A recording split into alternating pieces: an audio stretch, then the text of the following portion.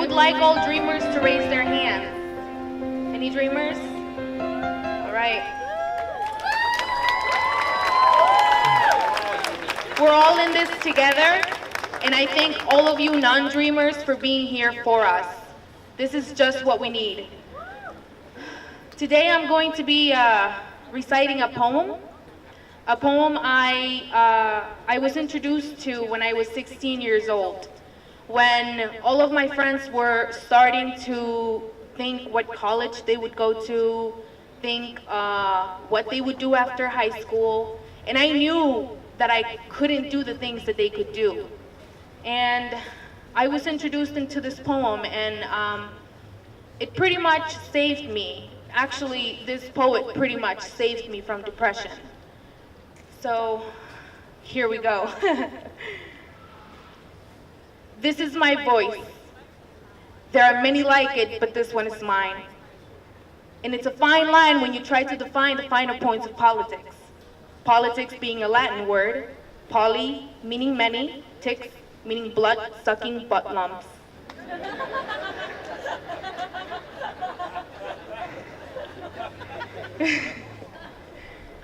But too many live in countries where it's bullets instead of ballots, where gavels fall like mallets when held in the hands of those whose judgments could be bought as easily as children could be taught to covet.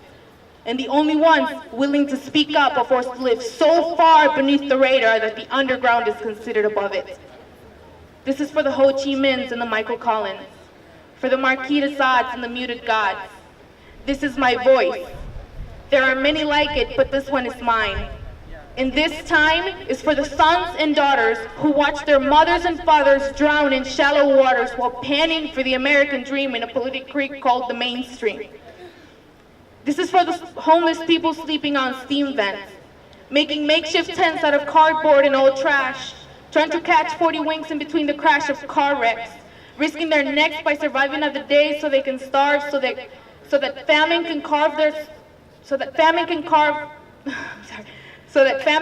their body into a corpse before their heart stops beating, so that men in a border meeting could make it harder for them to get welfare, health care. It's no wonder some of them pawn off their own wheelchair. And every time I walk by, I can't help to feel that fault that maybe I didn't search myself hard enough for the Control-Alt-S so I could save the world.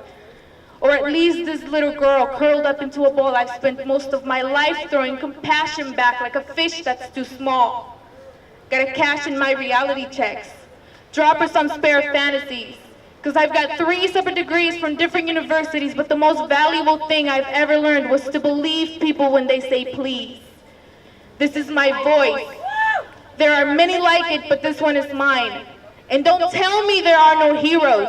This is for them, the women and the men, for Helen Keller, who against all odds found the voice for the choice Veronica Guerin made, for Martin Luther King, who stayed just long enough to share a dream with us. This is for that day on the bus with Sister Rosa Parks. This is for the Joan of Arcs who believed even in the face of sparks becoming flame. The political game that Louis Riel refused to play. This is for the day the Dalai Lama finally goes home, for Dr. Jeffrey Wigand, who alone stared down big tobacco. For Nelson Mandela, who continues to go the extra mile. This is for the trial that finally found the man guilty of shooting Medgar Evers dead. This is for everything Malcolm X said, who left the Olympics double-fisted. For Arthur Miller, blacklisted for calling a witch hunt what it was. For Galileo, locked up because he said the earth was round. For the Two Life crew who found the song that got them banned in the USA. And imagine if we could still hear John Lennon play.